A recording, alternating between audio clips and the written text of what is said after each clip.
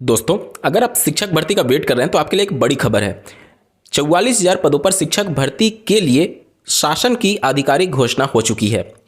उत्तर प्रदेश से सटे बिहार में 44,000 पदों पर शिक्षक भर्ती का विज्ञापन अगले माह जारी करने के संदर्भ में आप ऑफिशियल ट्वीट अपने स्क्रीन पर देख पा रहे होंगे। एक बार जल्दी से देख लेते हैं। राज्य में शिक्षा के विस्तार को और गति देते हुए शीघ्र ही 44,000 से अधिक शिक्षकों की बहाली की जाएगी। बिहार में गुणवत्तापूर्ण शिक्षा के सशक्तिकरण के लिए बिहार सरकार पूरी तरीके से कटिबद्ध है। पिछले 2 वर्षों में 3 चरणों में 2,27,000 से अधिक शिक्षकों की नियुक्ति की जा चुकी है। यहाँ पर देख सकते हैं उनके द्वारा जो घोषणाएं की गई हैं। राज्य के सरकारी स्कूलों में 44,000 शिक्षकों की नियुक्ति होगी। बीपीएससी के माध्यम से अगले माह जारी होगा विज्ञापन। अभी हम लोग फरवरी में हैं, अगले माह विज्ञापन बीपीएससी के द्वारा जारी कर दिया जाएगा, शासन का ये कहना है। पिछले 2 वर्षों में 3 चरणों में 2,27,000 से अधिक शिक्षकों की नियुक्ति ऑलरेडी हो चुकी है। तो बहुत लंबे समय से अभ्यर्थियों को इंतजार था बीपीएससी टीआरई 4 के संदर्भ में। उसी के संदर्भ में यहाँ पर शासन के द्वारा ऑफिशियल ट्वीट के माध्यम से जानकारी दी गई है कि मार्च महीने में बीपीएससी टीआरई 4 का विज्ञापन जारी होगा, जिसमें 44,000 से अधिक पद होंगे। अब यहाँ पर जो पद हैं ये केवल प्राइमरी के नहीं है, बल्कि प्राइमरी, अपर प्राइमरी, टीजीटी और पीजीटी सबके पद यहाँ पर शामिल होंगे। प्राइमरी के लिए इसके अलावा जो बीएड वाले कैंडिडेट हैं वो 3 स्तर के शिक्षकों के लिए पूरी तरीके से एलिजिबल होंगे। अगर आपने बीएड किया हुआ है तो अपर प्राइमरी यानी 6 से 8 वाली वैकेंसी, और माध्यमिक अगर आप एसटीईटी पेपर 1 क्वालिफाइड होंगे तो एलिजिबल होंगे, और उच्च माध्यमिक यानी कि पीजीटी जिसे बोलते हैं अन्य राज्यों में 11-12 वाले शिक्षक, अगर आप पीजी किए होंगे और प्लस बीएड होंगे और एसटीईटी पेपर 2 क्वालिफाई होंगे जिस सब्जेक्ट से आप अप्लाई करना चाहते हैं तो वहाँ पर आप एलिजिबल हो जाएंगे। ठीक है।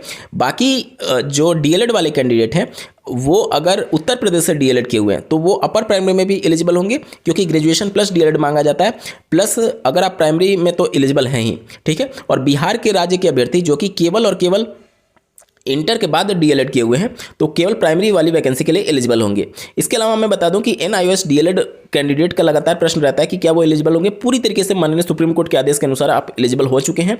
और अगर आपने एनआईओएस डीएलएड के बाद भी अगर ग्रेजुएशन कर लिया है या फिर पहले ही ग्रेजुएशन क्यों ना किया हो तो आप भी अपर प्राइमरी के लिए पूरी तरीके से एलिजिबल होंगे। ठीक है। तो एनआईओएस के ऐसे कैंडिडेट जो कि केवल एनआईओएस डीएलएड किए हैं और इंटर के बेस पर किए हुए हैं तो वो केवल प्राइमरी के लिए एलिजिबल होंगे। और अगर आपने एनआईओएस डीएलएड के बाद या फिर उससे पहले कभी भी ग्रेजुएशन क्यों ना किया हो, आप अपर प्राइमरी की वैकेंसी के लिए भी पूरी तरीके से एलिजिबल हो जाएंगे। बिहार में होने वाली इस भर्ती में चूंकि डोमिसाइल नीति लागू की गई है, इसके अलावा ऐसी कुछ नीतियां बनाई गई हैं जिससे बिहार के जो मूल निवासी हैं उनको भी इसका अहित हो सकता है, क्योंकि यहाँ पर आपके हाई स्कूल और इंटरमीडिएट किस राज्य से है उसके आधार पर भी यहाँ पर एक तरीके से आरक्षण दिया गया है। जैसे मान लेते हैं कोई बिहार का निवासी है लेकिन उसने इंटरमीडिएट और हाई स्कूल किसी दूसरे राज्य से किया हुआ है तो उसके लिए प्रावधान यह है कि उसको यहाँ का जो आरक्षण वाला पूरा कैडर है उसमें उसको शामिल नहीं किया जाएगा। मतलब मोटा मोटी तो यही है। अब जब डिटेल नोटिफिकेशन निकलेगा उसमें चीज़ें और ज़्यादा स्पष्ट होंगी। तो अगर आप अन्य राज्य से संबंधित अभ्यर्थी हैं तो, और खास करके जब महिला अभ्यर्थी हैं, क्योंकि महिलाओं के लिए लगभग 35% रिजर्वेशन है और प्राइमरी में लगभग 50% रिजर्वेशन हुआ करता था अब तक की भर्तियों में। अब आगे भर्तियों में अगर बदल दिया जाता है तो वो अलग मैटर है। मतलब जितनी भी वैकेंसी आती है, जैसे मान लीजिए 100 टोटल मान लीजिए वैकेंसी आती है तो 100 में से जो वर्टिकल रिजर्वेशन होती है, वर्टिकल रिजर्वेशन में हॉरिजेंटल रिजर्वेशन दिया गया है फीमेल कैंडिडेट को। इसका मतलब ये समझ लीजिए कि लगभग 50% रिजर्वेशन है वर्टिकल वाला, और ईडब्ल्यूएस का मिलाकर के 10% कोटा मिला लेते हैं तो 60% हो जाता है। तो 100 में से 60% सीटें पूरी तरीके से रिजर्व रहेंगी। किसके लिए? वो बिहार के कैंडिडेट के लिए जिसका आरक्षण के आधार पर उनको लाभ दिया जाएगा। बाकी की जो 40% सीटें बची, मतलब 100 में से 40 सीटें बचती हैं, उन 40 सीटों में से 20 सीटें पहले के नियम के हिसाब से प्राइमरी में 50% रिजर्वेशन था हॉरिजेंटल महिलाओं के लिए। अब अगर उसको कम भी किया जाता है, लेकिन मैं राउंड फिगर करके 50 के आधार पर ही कैलकुलेशन करता हूं ताकि चीज़ें आपको समझने के लिए आसान हो। तो मान लेते हैं कि 40 सीटें थी टोटल अनरिजर्व की, उसमें से 50% सीटें यानी 40 में से 20 सीट जो थी वो महिलाओं के लिए रिजर्व कर दी जाती थी। अब यहाँ पर फिर से नियमावली में परिवर्तन किया गया है और अब ये कर दिया गया है कि जो महिला वाला कैडर होगा उसमें बिहार की महिला होना अनिवार्य है। मतलब कि अगर आप किसी अदर स्टेट की फीमेल कैंडिडेट हैं तो सीधे तौर पर उस 20 सीट पर जिस पर पहले आप दावा कर सकती थी, अब आप दावा करने के योग्य नहीं बची हैं, क्योंकि वहां पर डोमिसाइल लागू कर दिया गया और केवल बिहार की महिला कैंडिडेट ही उस पर फाइट कर सकती है।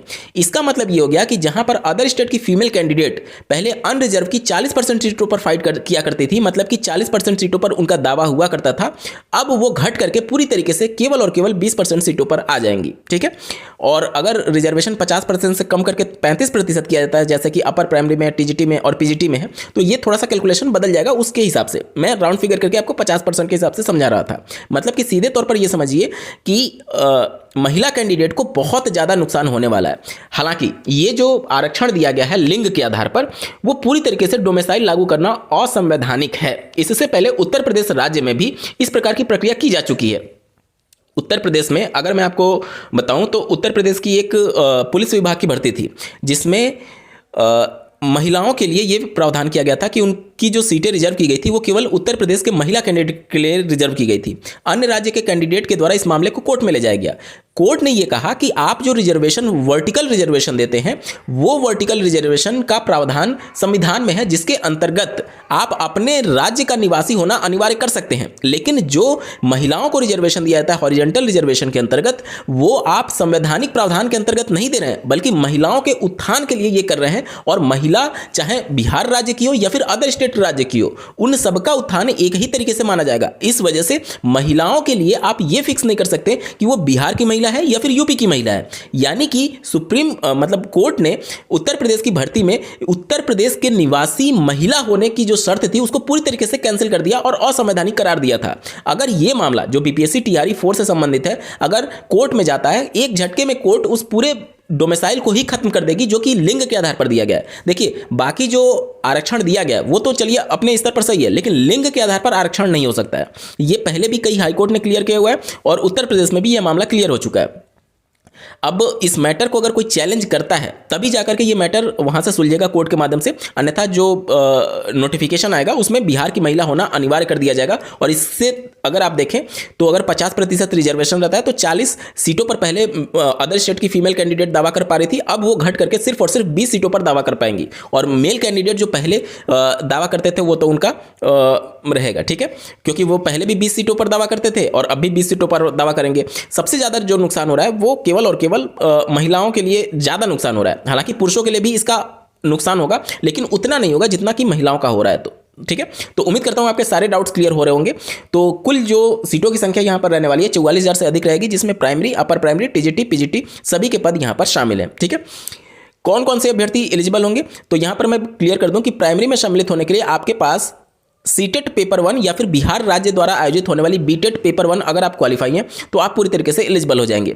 अदर स्टेट के कैंडिडेट के लिए सीटेट में 90 अंक होना अनिवार्य है। इससे पहले बहुत विवाद हो चुका है इस पूरे टीआरई 1, टीआरई 2, टीआरई 3 को लेकर के। तो अब बिल्कुल क्लियर समझिए कि अदर स्टेट के कैंडिडेट के लिए सीटेट में 90 अंक होना चाहिए, चाहे आप महिला हैं या फिर पुरुष हैं, क्योंकि पहले ही बहुत ज़्यादा बवाल हो चुका है। ठीक है, और अगर आप अपर प्राइमरी के वैकेंसी में शामिल होना चाहते हैं तो आपका ग्रेजुएशन प्लस डीएलएड या फिर बीएड है और सीटेट पेपर 2 क्वालिफाई है तो आप आवेदन करने के लिए एलिजिबल हो जाएंगे। इसके अलावा माध्यमिक यानी टीजीटी वाली भर्ती की बात कर लें तो अगर आपने बीएड किया हुआ है और एसटीईटी जो कि बिहार राज्य सरकार के द्वारा आयोजित किया जाता है उसका पेपर 1 उस सब्जेक्ट से क्वालिफाई किया है जिस सब्जेक्ट से आप आवेदन करना चाहते हैं तो आप आवेदन करने के लिए एलिजिबल होंगे। इसके अलावा अगर आप उच्च माध्यमिक के लिए आवेदन करना चाहते हैं यानी पीजीटी की बात कर लीजिए, कक्षा 11-12 के शिक्षक बनने की योग्यता हासिल करना चाहते हैं तो आपका पीजी होना चाहिए पर्टिकुलर उस सब्जेक्ट में जिससे आप आवेदन करना चाहते हैं। इसके अलावा आपका बीएड होना चाहिए और एसटीईटी पेपर 2 जो कि बिहार राज्य सरकार के द्वारा आयोजित की जाती है वो क्वालिफाई होगा जिस सब्जेक्ट से आप आवेदन करना चाहते हैं, तब जाकर के आप आवेदन करने के लिए वहां पर एलिजिबल होंगे। ठीक है, उम्मीद करता हूं आपके सभी डाउट्स क्लियर हो गए होंगे और बहुत अच्छी खबर है जो काफी लंबे समय से बीपीएससी टीआरई 4 का वेट कर रहे होंगे और साथ ही साथ उत्तर प्रदेश के अभ्यर्थी जो कि 8 सालों से नई प्राथमिक स्तर की शिक्षक भर्ती का वेट कर रहे हैं उनके लिए भी एक उम्मीद की किरण यहां पर जगी हुई है। बहुत सारे लोग ये कहते हैं कि हमें बिहार में नहीं जाना है, दूसरे राज्य में क्यों जाए, हम अपने राज्य में नौकरी करेंगे। यही करते करते तो 8 साल बीत चुके हैं, आगे भी कितने साल बीत जाएंगे वो कोई नहीं जानता है। कम से कम जहां पर आपको मौका मिला उस मौके का फायदा उठाइए, वरना आगे भी कितने साल बीत जाएंगे किसी को कुछ नहीं पता है। ऐसे ही महत्वपूर्ण अपडेट के लिए चैनल को सब्सक्राइब करना ना भूलें। इस वीडियो को देखने के लिए आपका बहुत बहुत धन्यवाद। भगवान करे आपका दिन